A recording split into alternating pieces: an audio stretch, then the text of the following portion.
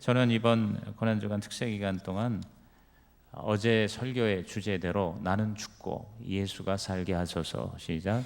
나는 죽고 예수가 살게 하소서. 옛사람은 다 이번 주에 죽어지고 새 사람이 되게 하옵소서. 이렇게 기도 제목을 정했으면 좋겠어요. 그래서 저도 저의 부족한 점, 저의 잘못된 점을 철저하게 이번 주 내내 십자가에 못 박고 우리 주님이 원하시는 모습, 우리 주님이 주신 나의 꿈, 또 주님께서 나에게 주신 그 잠재력을 극대화하는 부활의 기적이 일어나게 하여 주옵소서. 이렇게 여러분이 기도에 초점을 맞추고 하나님께 부르짖을 때 이번 주에 예수 부활의 기적이 일어날 줄로 믿습니다. 하나님의 말씀은 요한복음 18장입니다. 요한복음 18장 1절에서 14절을 우리 찾아서 같이 읽겠습니다. 요한복음 18장 1절에서 14절 말씀,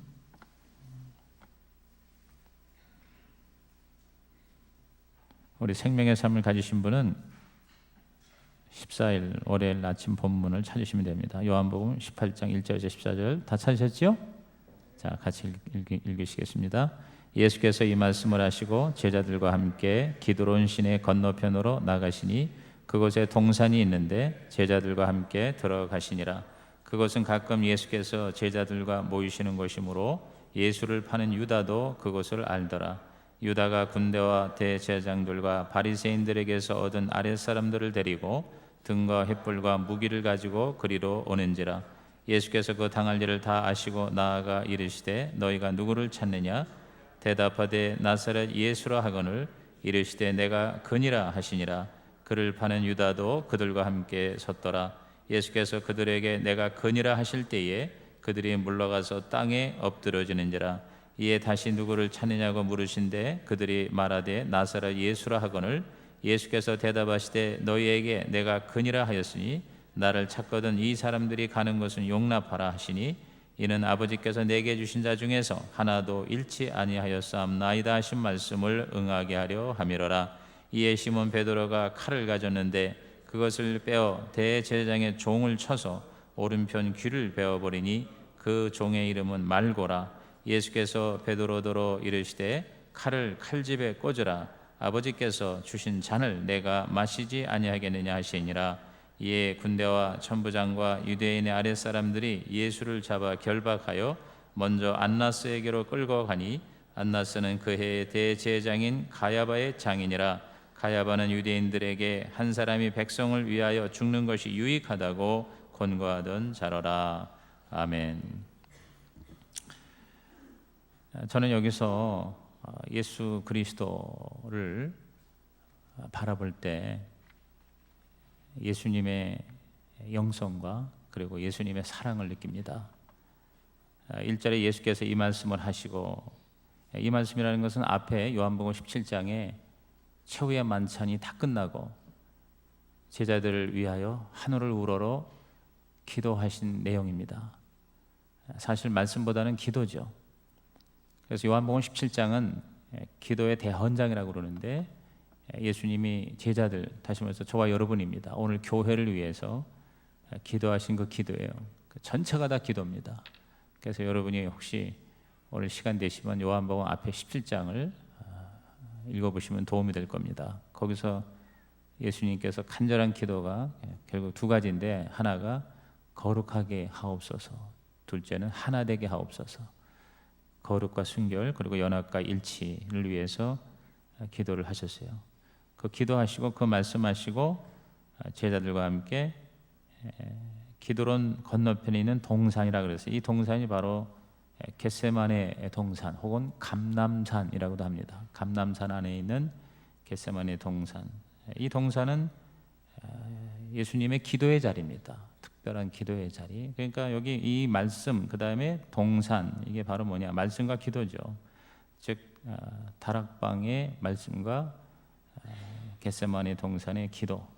예수님이 하나님의 뜻을 이루고 자신의 사명을 온전히 감당할 수 있었던 것은 바로 예수님의 영적인 힘이에요. 그게 바로 말씀과 기도죠. 오늘 여러분께서 이번 고난주간에 예수님을 바라볼 때 나는 죽고 예수가 산다는 건 더 하나님의 말씀과 하나님의 기도의 사람이 되시기를 주님의 이름으로 축원합니다. 기도가 예수님에게는 생활이요 습관이요 삶이었습니다. 2절에 그곳은 가끔 예수께서 제자들과 모이시는 곳이므로 그랬어요.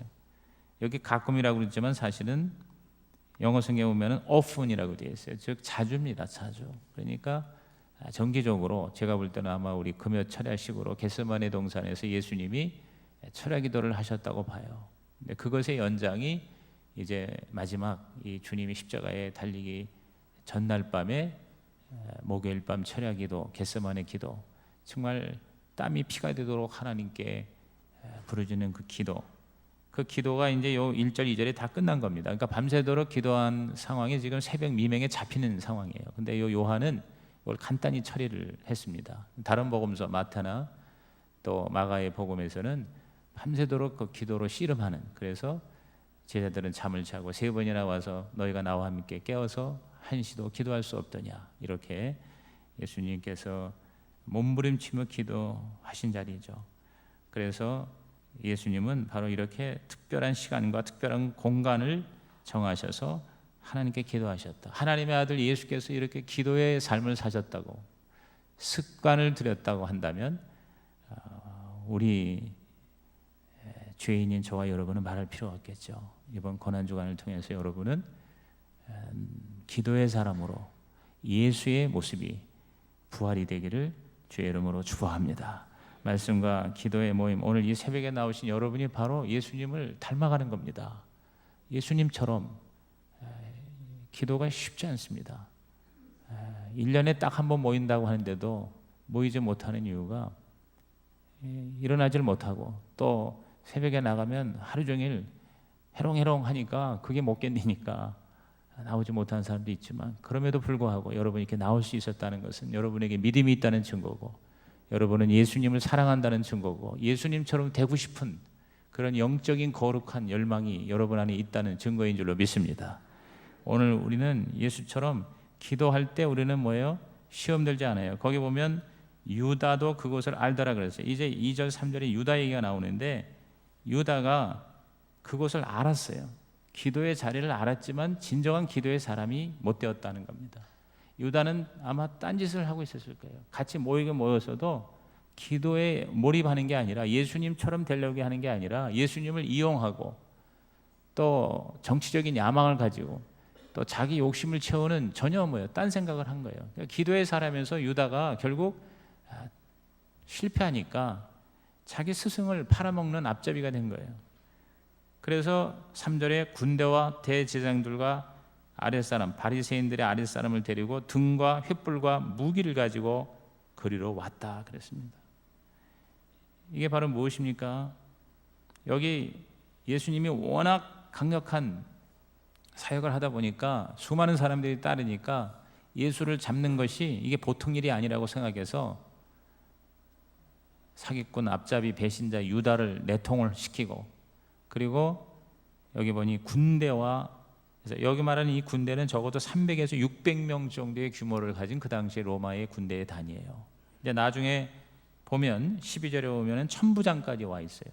그러니까 이게 최소한 수백 명 그 이상 되는 군대를 데리고, 또 대제사장들이 오고 대제사장들의 아랫사람도 오고, 그 나온 게 아니라 등과 횃불과 무기를 가지고 예수 한 사람 잡으려고 이렇게 거대한 사람들이 동원이 됐다는 거죠. 여기서 저는 무엇을 깨닫는 거니, 이 유다가 예수님과 함께 생활했고 예수의 제자로 부름받았고 예수님이 기도하는 자리도 알고 있었지만, 그러나 유다의 목적이 달랐다는 거예요. 중요한 건 바로 우리의 목적의식이에요. 저와 여러분이 교회 나와도 교회 나오는 목적이 분명해야지, 기도하러 나와도 기도의 목적이 분명해야지 우리는 예수처럼 된다. 유다가 되지 말고 예수가 되자. 시작. 유다가 되지 말고 예수가 되자. 그런데 4절에 보니까 예수께서 그 당한 일을 다 아셨다고 그랬어요. 예수님은 영적으로도 기도를 하니까 다 아셨어요. 하나님의 아들이니까 신성을 가지신 예수님이 전지전능하시지 않겠느냐, 이런 차원으로 생각해서는 안 됩니다. 왜냐하면 예수님은 이 땅에 계실 때 철저하게 인간 예수로 일하신 거예요. 그가 초자연적인 기적을 일으키고 신적인 그런 속성이 나타난 것은, 그것은 당신이 하나님이고 하나님의 아들이라서가 아니라 성령님을 의지했다는 거죠. 오늘 우리도 기도하고 말씀을 사모하면 성령께서 우리를 도우셔서 영적인 분별력을 주시사 통찰력을 주셔서 무엇이 진짜 진리고 무엇이 정말 우리에게 최고의 가치인가, 하나님의 뜻인가, 그리고 이것이 사탄의 역사인가, 이것이 하나님의 역사인가, 이것을 분별하는 하나님의 지혜와 인사이트를 받게 될 줄로 믿습니다. 이번 주 동안 저와 여러분의 삶에서 정말 하나님의 뜻이 우리 가운데 계시되기를 원한다면 이 특세 기도를 통해서 여러분에게도 예수님처럼 아는 역사, 깨닫는 역사, 통찰력과 지혜와 하나님의 아이디어가 임하기를 주의 이름으로 축복합니다. 그래서 여러분의 가정생활이나 특별히 직장생활에 또 교회를 위한 섬김에 저는 이 목회에 정말 그 하나님의 그 깨닫는 영이 임하게 하여 주시옵소서. 오늘 이렇게 우리가 예수님을 바라보고 기도하면 하나님이 응답하실 줄로 믿습니다. 그래서 다 아시고 나가서 그냥 자발적으로 나가신 거예요. 도망가거나 당황하거나 야 우리 싸우자, 제자들을 선동하지 않았어요. 이게 하나님의 뜻인 걸 알았어요. 알았기 때문에 순순히 예수님은 내가 바로 예수다 이렇게 자신을 드러내신 겁니다. 5절에도 내가 그니라. 그를 파는 유다도 그들과 함께 섰더라. 참 저서 가슴이 아팠어요. 그를 파는 유다. 그러니까 유다가 여기 영어 성경에는 Judas the traitor 이렇게 되어 있어요. 사기꾼 유다, 배신자 유다. 그러니까 유다의 그 닉네임이 예수를 판 유다가 된 거예요. 예수님을 따르고 예수님을 믿는 유다가 아니라 예수를 파는 유다가 되고 마는 것이죠. 오늘 우리가 진짜 하나님의 영성을 가지지 않으면 껍데기만 무늬만 크리스찬이지 사실은 유다 같은 그런 모습이 될 확률이 얼마든지 있습니다. 우리 주위에 이런 유다가 얼마나 많은지 몰라요. 우리 중에 단 한 사람도, 우리 성시교회 단 한 사람도 유다가 되지 말고 진짜 예수가 되는 은혜가 있기를 주의 이름으로 축복합니다. 그래서 6절에 예수께서 그들에게 내가 그니라 하실 때 그들이 물러가서 땅에 엎드러졌단 말이에요. 이것은 예수님의 영적인 권위를 말하는 거예요. 예수님이 워낙 하나님의 뜻에 탁 사로잡히니까 내가 바로 그다라고 했을 때 수백 명이 모여가지고 뒤로 다 넘어지는 거예요. 다 물러서는 거예요. 예수님의 성령의 역사가, 초자연적인 영적 권위가 여러분 세상의 무기를 이기고 세상의 군사를 이기고 세상의 지혜를 이기게 될 줄로 믿습니다. 오늘 여러분이 이렇게 나와서 기도할 때, 말씀으로 무장될 때 여러분은 세상의 어떠한 세력도, 사탄의 공격도 하늘과 들길로 도망가게 하는 영적인 권세가 있기를 주의 이름으로 축복합니다. 한 가지 더 우리가 오늘 은혜 받을 초점은 바로 예수님의 사랑입니다. 여기 보면 후반부에 예수님께서 8절에 자 너희가 나를 찾아왔지 않느냐, 그러니까 나를 데리고 가고 이 사람들 즉 제자들은 보내게 하라, 가는 것을 용납하라. 첫째, 제자들에 대한 사랑, 교회에 대한 사랑. 오늘 예수님이 저와 여러분을 사랑하십니다. 끝까지 사랑하십니다.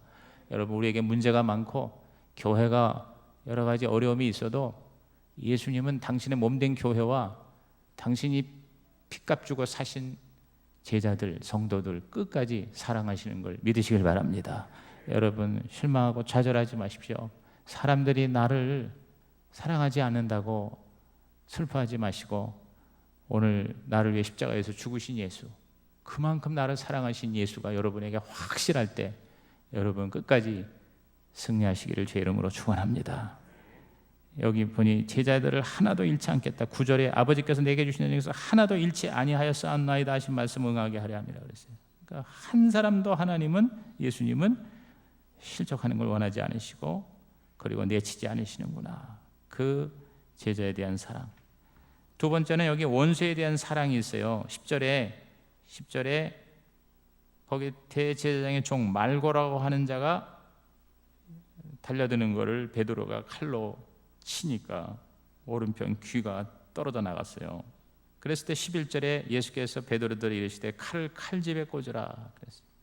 그러면서 다른 성경에는 칼로 치면 칼로 망한다. 그러면서 여기에는 없지만 다른 성경에는 그 떨어진 그 귀 조각을 들어다가 예수님께서 그 말고의 귀에다가 붙여 놓으셨어요. 자기를 잡으러 온 사람을 사랑했어요. 원수를 사랑했어요. 나를 힘들게 하는 자들을 사랑하는 그 사랑이 바로 예수님의 사랑이구나. 세상의 방법이 아니라 하나님의 방법으로 접근하셨어요. 그 다음에 마지막으로 뭐냐면 아버지 하나님에 대한 사랑이에요. 제자들에 대한 사랑, 원수에 대한 사랑, 그 다음에 하나님에 대한 사랑이에요. 왜 11절 하반절에 아버지께서 주신 잔을 내가 마시지 아니하겠느냐 그랬어요. 그러니까 철저하게 예수님은 자기를 보내신 하나님 아버지를 사랑하고 그 하나님에게 순종했다. 죽기까지 순종했어요. 아버지께서 주신 잔, 시작. 아버지께서 주신 잔, 거기에 밑줄 씌십시오. 오늘 저와 여러분에게도 하나님이 주신 잔이 있어요. 이 잔이 뭡니까? 사명의 잔이에요. 사명의 잔. 이 잔을 내게서 옮겨달라고 너무 힘들어서, 그러나 예수님은 내 뜻대로 마옵시고 아버지의 뜻대로 하옵소서, 끝까지 아버지를 존중해드리고 하나님을 사랑하고 순종하셨습니다. 오늘 우리에게 주신 잔이 있습니다. 저와 여러분, 오늘 나오신 분들, 여기 특별히 우리 교회 직분을 맡으신 분들, 그게 바로 여러분의 잔입니다. 힘들죠, 어렵죠, 피하고 싶어요. 그러나 예수님처럼 나는 죽고 예수가 산다면 저와 여러분에게 주신 하나님의 잔이 있어요.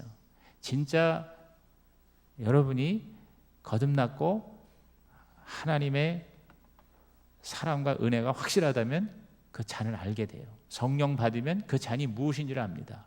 몰라서, 내 잔이 뭔지를 몰라서 내가 못 마시는 게 아니에요. 그걸 피하는 거예요. 그게 너무 힘드니까, 이게 너무 괴로우니까, 그리고 희생을 해야 되니까 그것을 피하는 겁니다. 오늘 여러분께서 피하지 마시고 예수님처럼 여러분의 마셔야 할 잔, 하나님 나에게 주신 잔, 그것을 예수님처럼 힘들고 어렵지만 마시면 마침내 예수님의 부활의 역사, 예수님의 승천과 승귀의 역사, 진정한 승리의 역사가 우리 가운데 임하게 될 줄로 믿습니다. 12절에 이에 군대와 천부장과 유대인의 아랫사람들이 예수를 잡아 결박하여 먼저 안나스에게로 끌고 가고 그리고 나중에 가야바로 데리고 가는 모습을 여기서 보게 됩니다. 주님이 순순히 저항하지 않고 잡혀서 끌려갔습니다. 너무나도 대조적인 모습이죠. 세상과 교회, 유다와 예수, 하나님의 사랑과 그렇지 않은 그 대조가 됩니다. 무력으로 다가오는 세상에 달리 예수님은 사랑으로 다가가셨습니다. 하나님의 뜻을 거부하고 배신하고 배반하는 유다에 비해서 예수님은 끝까지 순종하셨습니다. 그리고 자기 자신을 추구하는 이기가 아니라 이타로 끝까지 다른 사람을 사랑하고 품었던 예수님의 이 모습이 오늘 저와 여러분에게 스며드는 오늘 아침이 되기를 주님의 이름으로 축복합니다.